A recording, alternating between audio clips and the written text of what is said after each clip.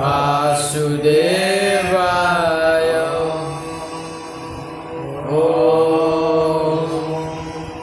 नमो भगवते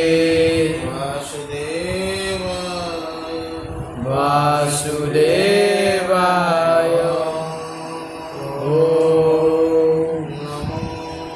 नमो भगवते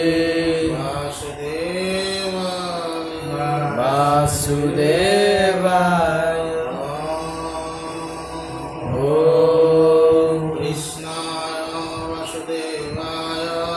कृष्णाय वासुदेवाय हरये परमात्मने प्रणतक्लेशनाशाय गोविन्दाय नमो नमः कृष्णाय वासुदेवाय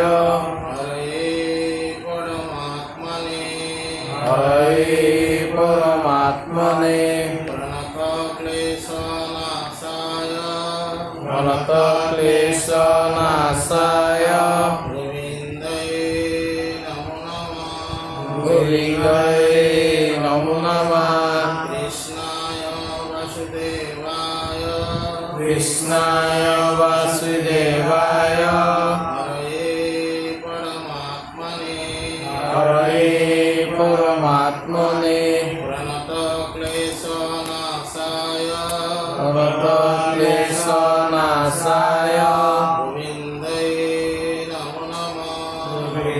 गोविन्दाय नमो नमः कृष्णाय वासुदेवाय हरये परमात्मने प्रणतक्लेशनाशाय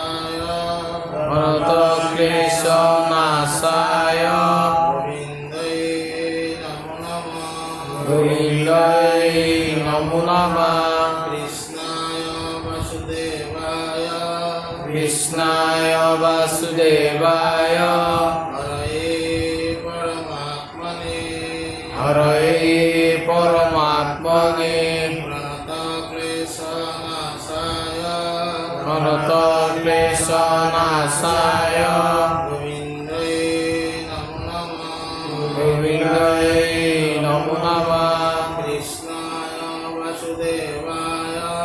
कृष्णाय वासुदेवाय हरये परमात्मने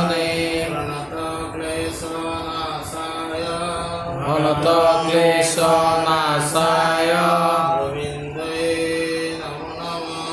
गोविन्दाय नमो नमः कृष्णाय वासुदेवाय हरये परमात्मने प्रणतक्लेशनाशाय गोविन्दाय नमो नमः कृष्णाय वासुदेवाय हरये परमात्मने प्रणतक्लेशनाशाय गोविन्दाय नमो नमः कृष्णाय वासुदेवाय हरये परमात्मने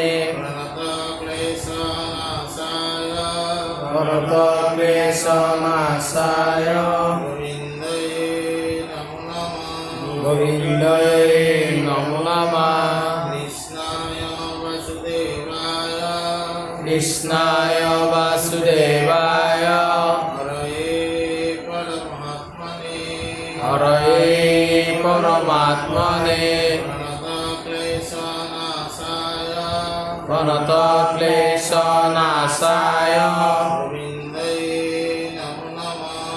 गोविन्दाय नमो नमः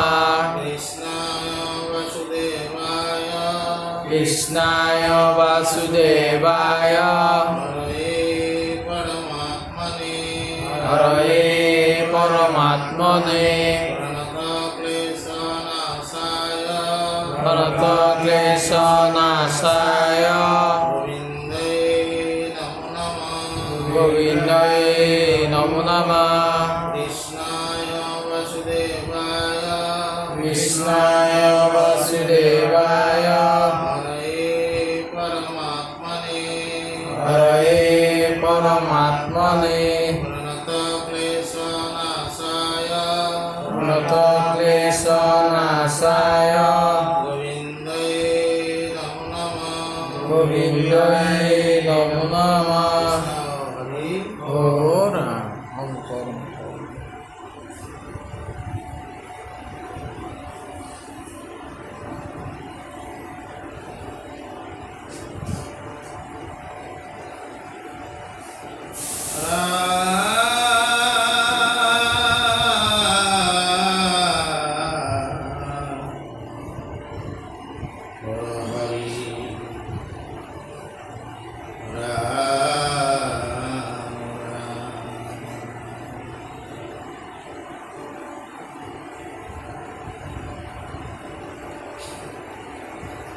নারদেন গতি চাক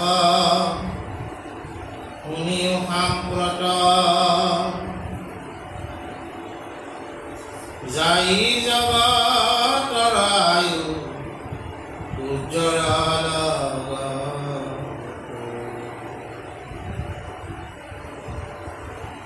এৰাম একখন মাত্ৰ কথা শুনি মাধৱৰ সকলতাৰ আয়ু কিদি নৰ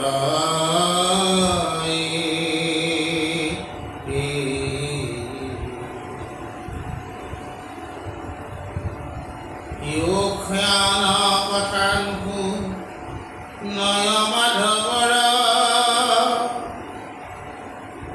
বিফলে হৰন্ত পূজ্য আয়ু কি জনৰ বুলিবা জীৱন আদি আয়ুৰ সাফল তাহাৰ উত্তৰ যেন শুনিও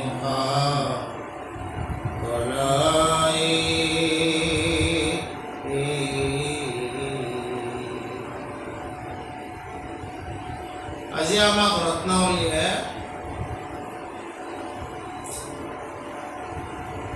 আমাৰ দ্বাৰা সদায় আয়ুস হৈ আছে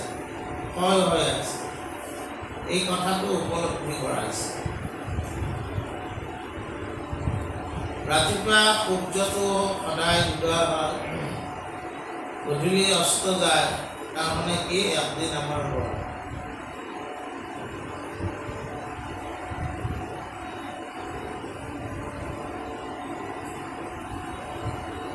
আৰু কৈছে কি যে সেই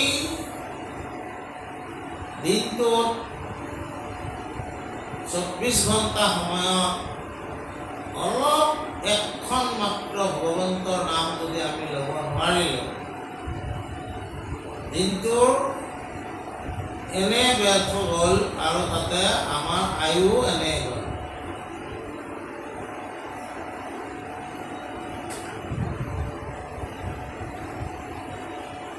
আমি মনুষ্য জন্ম পাইছোঁ, এই জন্মটো অসাধাৰণ জন্ম।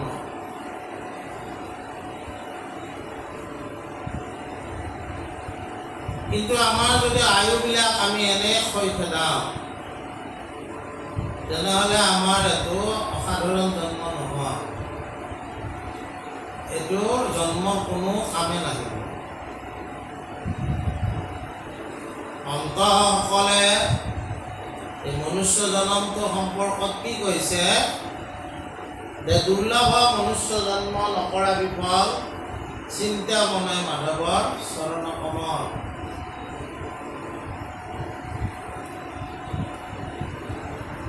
বিষয়ক সুখ কুকৰি সংগে পায়, হৰি পদ সেৱা মানৱী তনু বিনে নাই।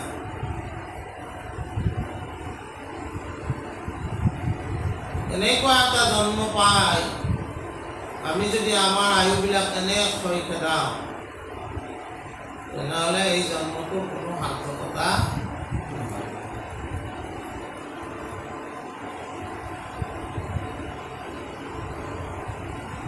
কবিৰ দাস নিৰ্গুণ ব্ৰহ্মৰ উপাসক আছিল। সেইকাৰণে কবিৰ দাসেও মূৰ্তি পূজা ইত্যাদি নকৰিছিল।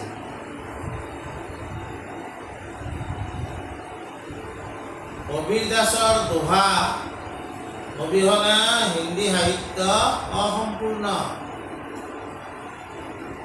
শংকৰদেৱ মাধৱদেৱ ভোজনাগুৰু ৰচনা অবিহনে অসমীয়া সাহিত্য যন্ত্ৰ অসম্পূৰ্ণ। কবিৰ দাসৰ দোহা অবিহনে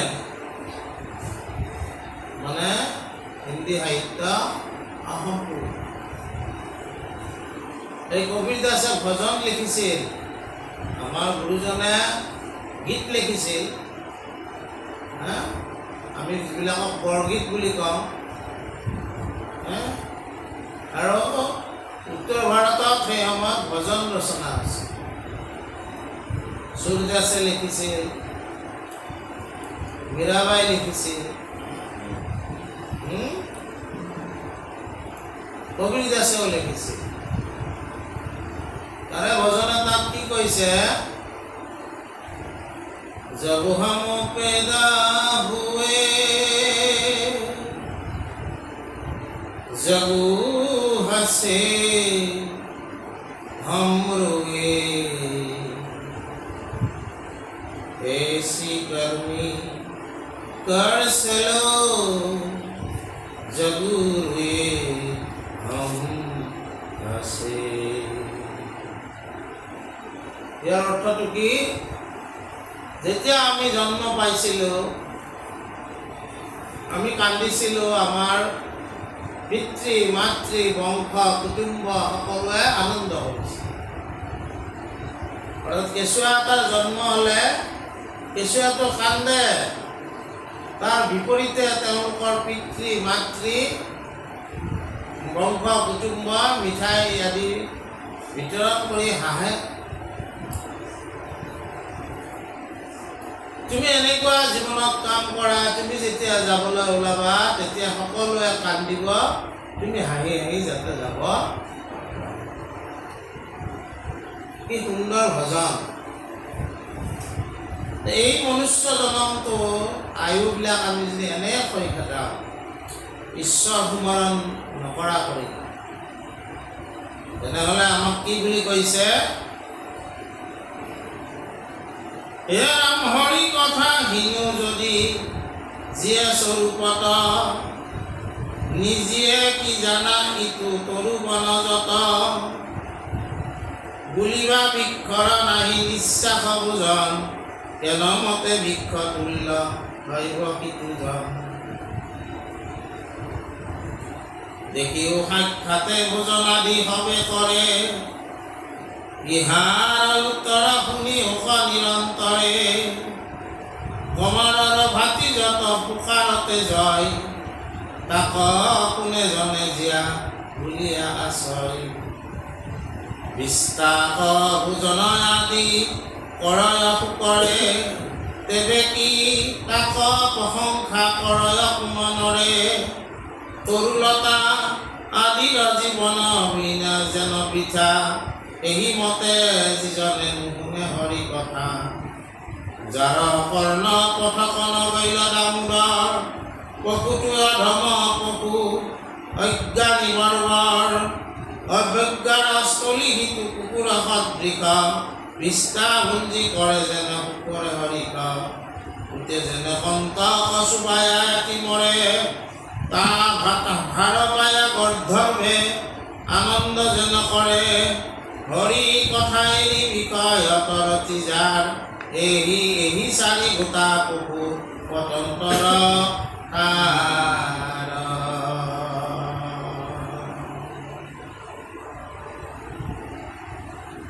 সেই লোকসকলৰ জীৱন তৰুলতা বন ইত্যাদি জীৱনতকৈ অধম জীৱন বুলি কৈছে।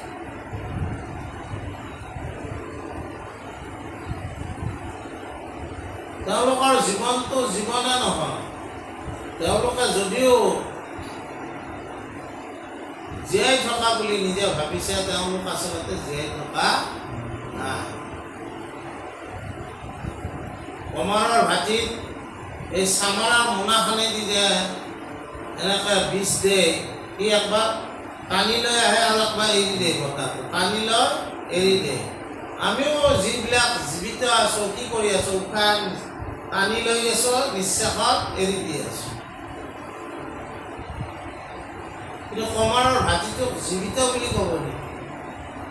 নকয় নহয়। সিও কিন্তু তেনেকৈয়ে কৰে, একবাৰ টানে একবাৰ এৰি দিয়ে, বুজা নাই? গতিকে আমাক কৈছে যে কমৰৰ ভাটিটো যেনেকৈ উশাহ নিশাহ লোৱাৰ দৰে কাৰ্য কৰি থাকে, তুমিও তেনেকৈহে কৰি আছা। তুমি আচলতে তোমাৰ ভিতৰত যিটো চৈতন্য আছে, এই চৈতন্যকে তুমি জানিব ইচ্ছা নকৰিলে যেতিয়া, তুমি আচলতে চৈতন্য নহয়। আৰু মাধৱদেৱে এইকাৰণে কি কৈ গাইছে? ব্ৰহ্মা আদি কৰি জীৱ-জগত ৰাম ৰাম ৰাম ৰাম ৰাম মায়া সজ্জা মাজে আশ্ৰয় ভ্ৰমতি যায়। তুমি হে চৈতন্য সনাতন ৰাম ৰাম ৰাম ৰাম ৰাম আমি অচেতন নিয়ম।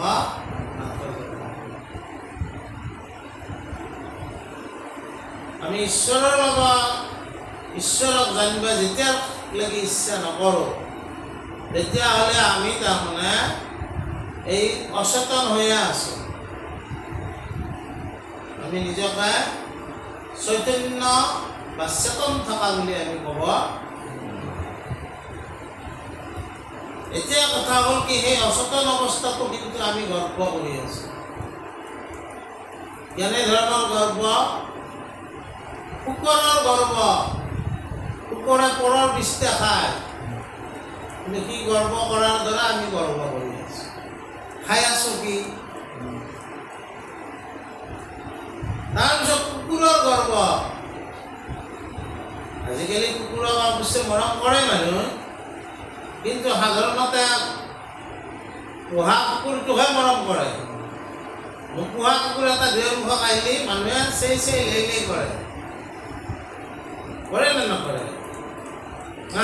সেই চেই চেই লেই লেই পোৱা কুকুৰটোৰ গৰ্বটো আমি কৰি আছোঁ। আৰু কৈছে কি, গাধৰ বহুত বোজা দিলে সি হাঁহে। গতিকে আমিও তাৰমানে সংসাৰৰ বিভিন্ন বোজা লৈ হাঁহি আছোঁ, তাৰমানে আমি গাধ হৈ আছোঁ, বুজা নাই? এই বোজাবিলাকে আমাক যে তৰাব নোৱাৰিব, আমাক অধোগামীহে কৰিব, এই কথাটো আমি বুজি পোৱা নাই। গাধৰ দৰে আমি বোজা লৈয়ে আছোঁ। আৰু কৈছে খাদ্য বুলি কৈছে যে উটৰ খাদ্য কি? কেকটাছ। কেকটাছত কি থাকে? উপায় নাই, সেই কেকটাছকে সি বৰ পৰম তৃপ্তিৰে খায়। আৰু আমিও সেই উটৰ দৰে এই সমস্ত মানে যিবিলাক কথা কাঁইট আছে, সেই কাঁইটসমূহ আমি এইফালে জিভেদি আমাৰ তেজ ওলাই গৈছে, কিন্তু আমি চোবাই চোবাই উটৰ আনন্দ লাভ কৰি আছোঁ। এই চাৰিটা পশু দৃষ্টান্ত বুলি কৈছে। এনেকুৱা কাৰ্য কৰাবিলাকে এই তেওঁলোকৰ হয়তো আনন্দ। পতন্তৰ মানে দৃষ্টান্ত। কুকুৰ, উট, গাহৰি আৰু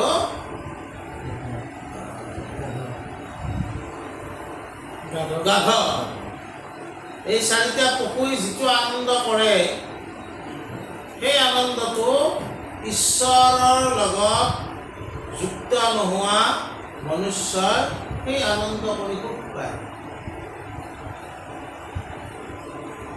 আমি ঈশ্বৰৰ লগত যুক্ত হ'বলৈ চেষ্টা কৰিব লাগে, আৰু সেইকাৰণে আমি ঈশ্বৰৰ কথা শুনিব লাগে। আজি এইখিনিকে আমি আলোচনা কৰিম।